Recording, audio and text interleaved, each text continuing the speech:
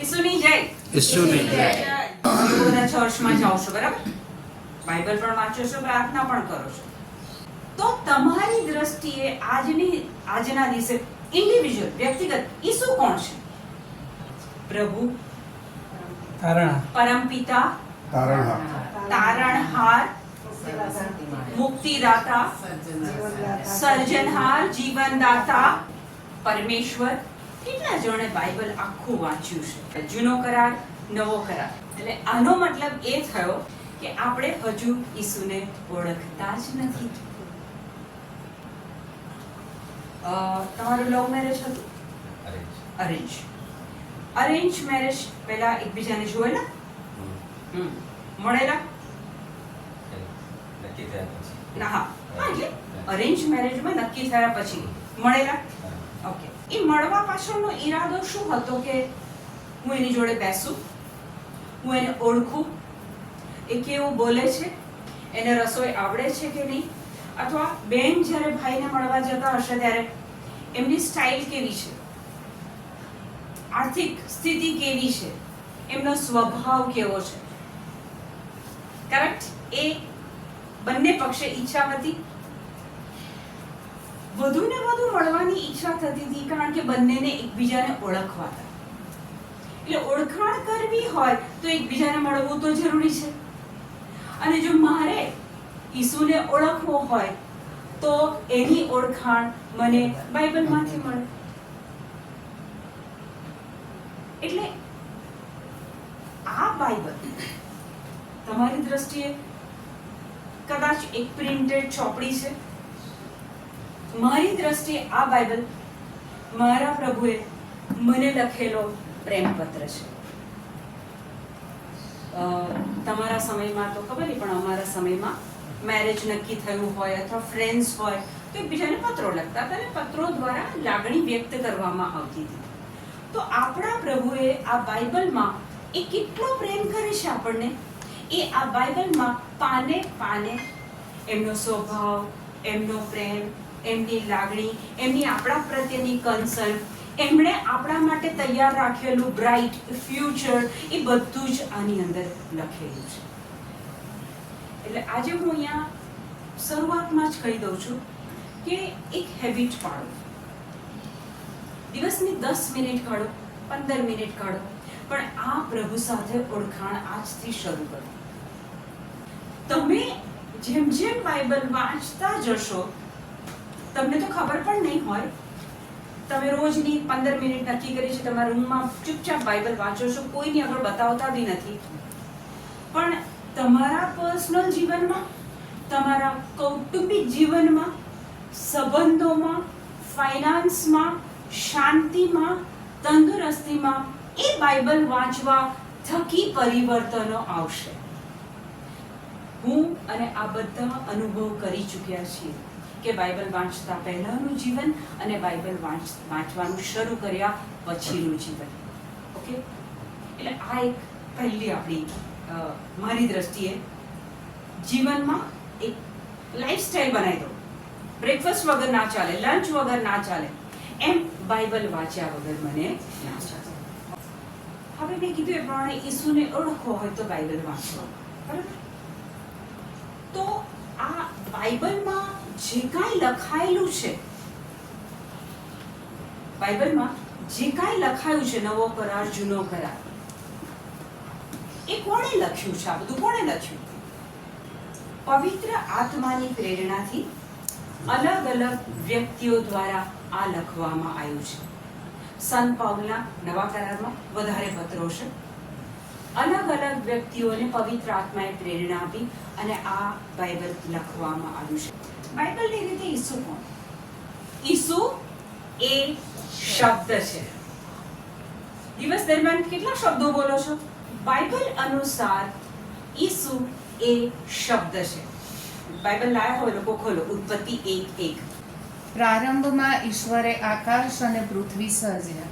પ્રારંભમાં ઈશ્વરે આકાશ અને પૃથ્વી સર્જ્યા. પૃથ્વી અસ્તવ્યસ્ત અને શૂન્ય હતી. પૃથ્વી કેવી હતી? અસ્તવ્યસ્ત અને શૂન્ય હતી. અને અગાધ જલરાશિ ઉપર અંધકાર છવાયેલો હતો. અગાધ જલ રાશિ ઉપર, પૃથ્વી પર એ વખતે બધે જ પાણી હતા, જલ રાશિ પર અંધકાર છવાયેલો હતો, અને પાણી ઉપર ઈશ્વરની શક્તિ ઘૂમતી હતી. બધે પાણી હતું અને પાણી પર શું હતું? ઈશ્વરની શક્તિ. પાણી પર ઈશ્વરની શક્તિ ઘૂમતી હતી. આ શું? આ કોણ? પાણી ઉપર ઈશ્વરની શક્તિ ઘૂમતી હતી, પવિત્ર આત્મા. બધે અંધકાર હતો, બધે પાણી હતું, અને એ પાણી ઉપર કોણ હતું?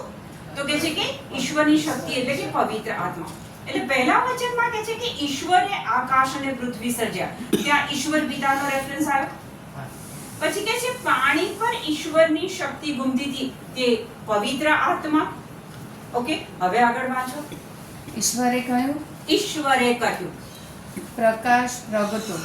ઈશ્વરે કહ્યું, ઈશ્વર બોલ્યા. શું બોલ્યા ઈશ્વર? પ્રકાશ પ્રગટો. અને પ્રકાશ પ્રગટ્યો. સિમ્પલ વસ્તુ. ઈશ્વર બોલ્યા, પ્રકાશ પ્રગટો, અને પ્રકાશ પ્રગટ્યો. ઈશ્વરને આખી પૃથ્વી પર અંધારું દેખાતું હતું ને. હવે એ વખતે ઈશ્વરને શું જોઈતું હતું? પ્રકાશ. તો ઈશ્વરે પોતાનું મોં ખોલ્યું અને બોલ્યા. એ બોલવા માટે ઈશ્વરે શાનો ઉપયોગ કર્યો?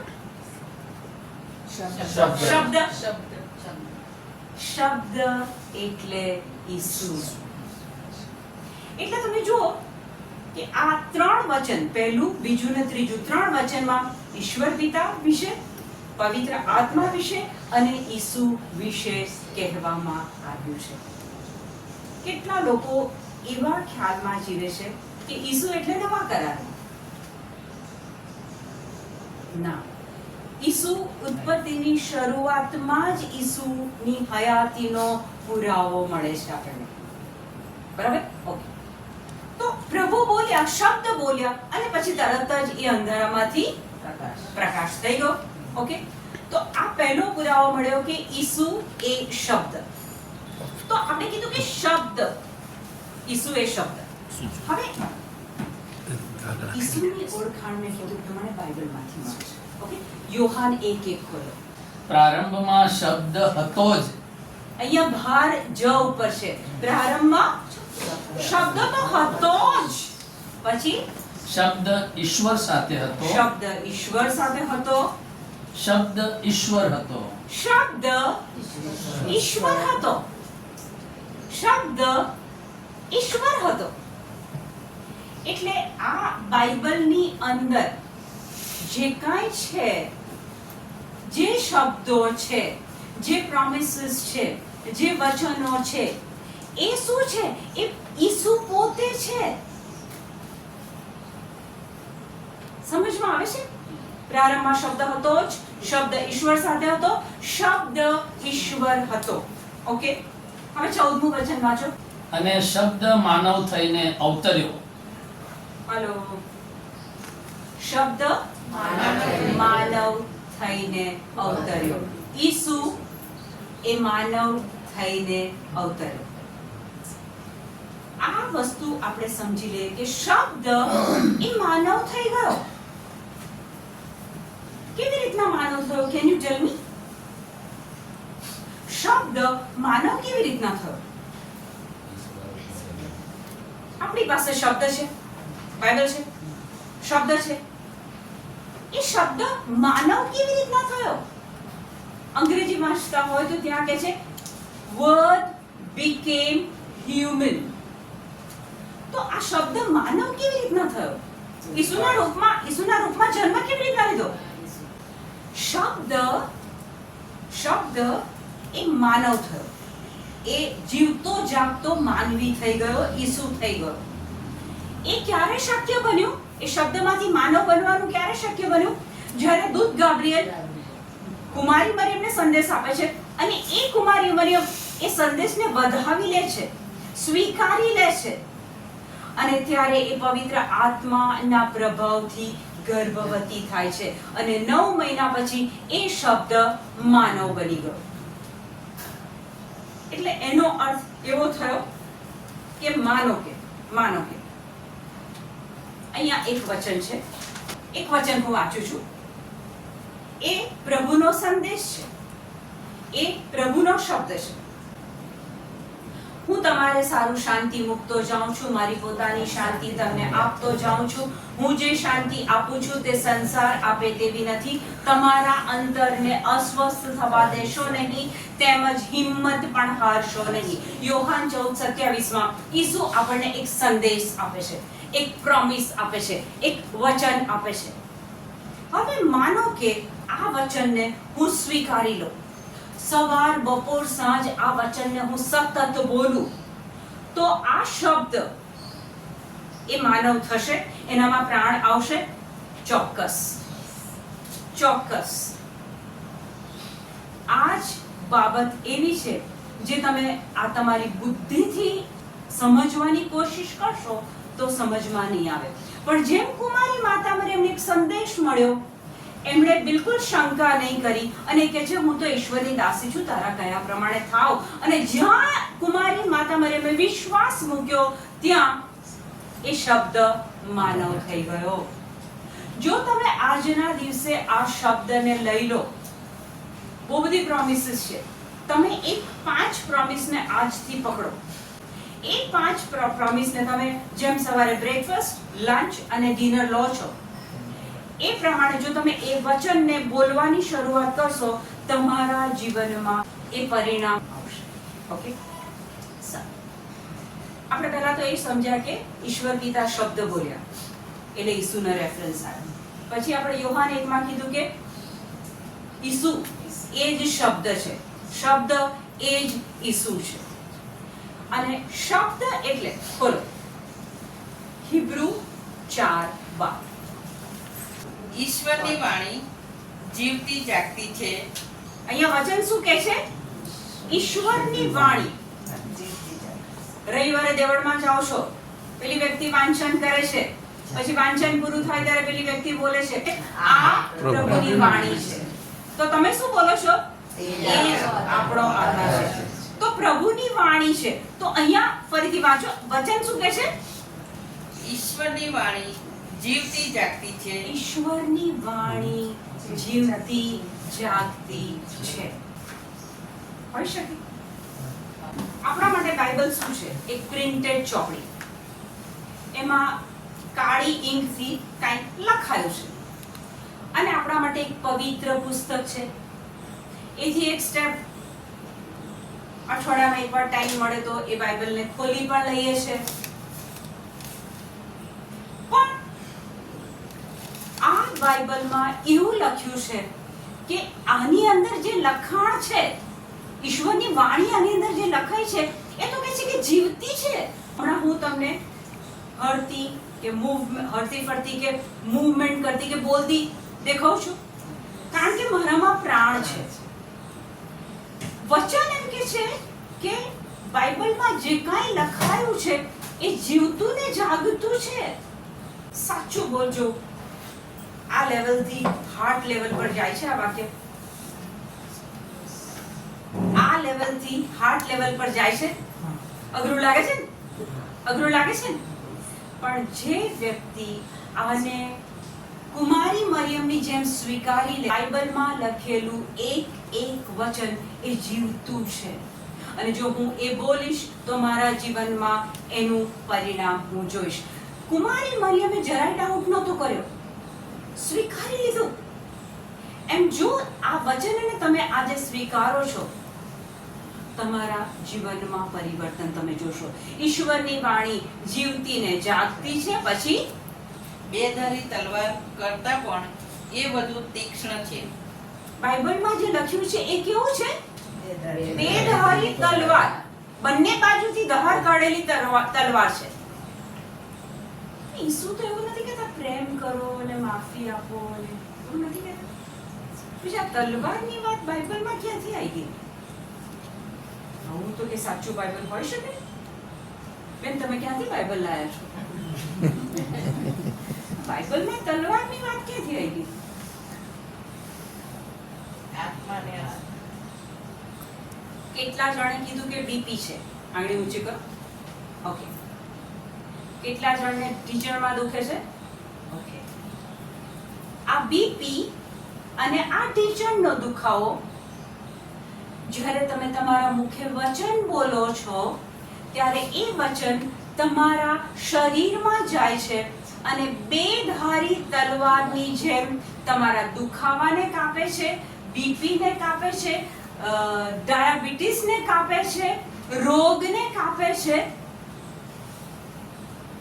સવાલ ત્યાં આવે છે કે બેન તમે તો આઈને આ બધું બોલી રહ્યા છો, તમારે તો બોલવું છે, દુખાવો મને થાય છે. બેન બરાબર? થોડું થાય છે. હા બેન તમે બોલો છો, આનો પુરાવો શું? કારણ કે માનવજાત સાબિતી માંગે છે. ફરોશીઓ ઈસુને કહે છે તમે કયો પરચો કરીને બતાવો છો? અને ત્યારે ઈસુ કહે છે આ પેઢી આગળ કોઈ પરચો બતાવવામાં નહીં આવે. યોનાના ચમત્કાર સિવાય કોઈ પરચો આ લોકોને બતાવવામાં નહીં આવે. કુમારી માતા મરિયમ પાસે આ આપણે શીખીએ. એ કુમારી હતી, માત્ર એની સગાઈ થઈ છે. એ સમયનો કાયદો એવો હતો કે લગ્ન પહેલા જો કોઈ છોકરી પ્રેગ્નન્ટ થાય તો લોકોએ પથ્થરે એને મારી નાખવી. એવા કાયદા હેઠળ એ કુમારી મરિયમ કહે છે કે તારા શબ્દ પ્રમાણે થાવ. જો આજે તમારામાં એ વિશ્વાસ, એ કુમારી મરિયમની શ્રદ્ધા આવે અને તમે આ વચનનો સ્વીકાર આજથી કરો, એ બીપી, એ ડાયાબિટીસ, એ દુખાવો તમારા જીવનમાંથી અવશ્ય નીકળશે. કારણ કે વચન કહે છે કે ઈશ્વરની વાણી જીવતી ને જાગતી છે, બે ધારી તલવાર કરતા પણ એ વધુ તીક્ષ્ણ છે. જૂના જમાનામાં યુદ્ધ થાય, બે ધારી તલવાર હોય, દુશ્મનના પેટમાં એ તલવાર મૂકે અને પછી આમ કરીને ફેરવે ત્યારે પેટના બધા અંગો કપાઈ જાય, એટલે પેલો માણસ ત્યાં મરી જાય. તો વચન કેવું છે? જ્યારે તમે વચન બોલો, તમારી બીમારી માટે, ફાઇનાન્સ માટે, શાંતિ માટે, અત્યારે લગ્નો તૂટી રહ્યા છે, એના રિસ્ટોરેશન માટે તમે વચન બોલો ત્યારે અહીંયા કહે છે કે ઈશ્વરની વાણી જીવતી ને જાગતી છે, બે ધારી તલવાર કરતા પણ વધુ તીક્ષ્ણ છે. આગળ, આત્મા અને પ્રાણની વચ્ચેથી, આત્મા અને પ્રાણની વચ્ચેથી, તથા સંધિ અને મજ્જાની વચ્ચેથી, સંધિ અને મજ્જા. આપણા શરીરમાં કેટલા બધા જોઇન્ટ્સ, મજ્જા, કુર્ચા, સ્નાયુઓ. જ્યારે તમે વચન બોલો છો ને ત્યારે તમારા શરીરમાં એ બે ધારી તલવારની જેમ કામ કરે છે. તમારો દુખાવો ઓન ધ સ્પોટ જઈ શકે છે. બે જ બાબત, એક તો વચન પર શ્રદ્ધા હોય અને તમે મોઢામાંથી બોલો. કેટલાય લોકોને આજે સાજા થવું છે ભાઈ.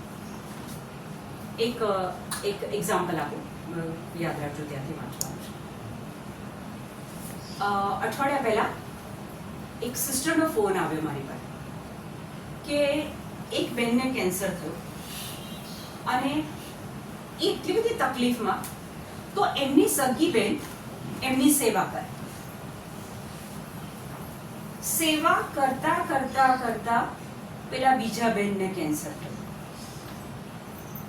એક બેનને ઓલરેડી એક રૂમમાં પથારી છે, ફૂડ પાઇપ મૂકી છે, કશું કામ કરી શકાતું નથી, પરિસ્થિતિ નાજુક છે. અને હવે જે બેન એમની સેવા કરતા હતા, સગા બેન, એમને પણ કેન્સર થયું. એક રૂમમાં બે પથારી કરી છે અને સેવા કરનાર કોઈ નથી. હવે એ સિસ્ટર મને કહે છે તમે આ બેનની જોડે કાઉન્સેલિંગ કરશો ફોનથી? મેં કીધું ચોક્કસ. મેં એ બેનને અમુક વચનો આપ્યા, સમજાયા, બાઇબલમાંથી ખોલીને સમજાયા અને પછી એમને વચનોનું રેકોર્ડિંગ મોકલ્યું. એ બંને બહેનોએ કુમારી મરિયમની જેમ પૂરી શ્રદ્ધાથી વચનોને લઈ લીધા અને સવાર, બપોર, સાંજ, રાત, મને ખબર નથી કેટલી વાર બોલતા હતા. એ બેનની ફૂડ પાઇપ અને ઓક્સિજન 1 વીક પછી ફોન આવે છે કે ફૂડ પાઇપ નીકળી ગઈ છે, ઓક્સિજન પાઇપ નીકળી ગઈ છે. બે ધારી તલવાર એ લોકોએ દિવસ રાત બોલ્યા જ કર્યું. અમુક વચનો જે મેં આપેલા એ બોલ્યા જ કર્યા અને પરિસ્થિતિ સુધરી ગઈ. સવાલ એ આવે છે કે આપણે બુદ્ધિથી સમજીએ છીએ, પણ એ શ્રદ્ધા આવી ગઈ, એ વચનો કાનમાંથી અંદર ગયા અને પછી એ મુખમાંથી જ્યારે બહાર નીકળે ત્યારે પેલો જે શૈતાન હોય, દુખાવો હોય, બીપી હોય, એ બધું જ નીકળી જાય. એટલે કે ઈશ્વરની વાણી જીવતી ને જાગતી છે, બેધારી તલવાર કરતા પણ વધુ તીક્ષ્ણ છે, સંધિ અને વજ્જાની વચ્ચેથી, આત્મા અને પ્રાણની વચ્ચેથી આર પાર નીકળી જાય છે. અને મનના વિચારો અને ઈરાદાઓને પણ પારખી લે છે. મનના આ જે પ્રભુવાણી છે ને, શબ્દ ઈસુ, એ તમારા મનના ઈરાદાઓને જાણી જાય છે. આપણે કેટલી બધી વખત ચર્ચમાં જઈએ છીએ, ફક્ત દેખાડો. ઈશ્વરની વાણી જીવતી ને જાગતી છે, એ તમારા મનના ઈરાદાઓને જાણી જાય છે. લોકોને ખબર નથી પડતી કે આટલું સરસ ડ્રેસિંગ કરનાર વ્યક્તિની અંદરથી સુન્નત થઈ નથી, એ પુનર્જન્મ થયો નથી. લોકોને ખબર નથી પડતી. એ શબ્દ, એ ઈસુ, એ પ્રભુ જાણે છે કે આ કર્મની પાછળ આનો ઈરાદો શું છે. શબ્દ એટલે ઈસુ, શબ્દ એટલે પ્રભુ વચન, ઈશ્વરની વાણી. એક સ્ટેપ આગળ લઈ જશું. ખોલો યોહાન 6:63. જીવન આપનાર તો ઈશ્વરનો પ્રાણ છે. જીવન આપનાર તો ઈશ્વરનો પ્રાણ છે.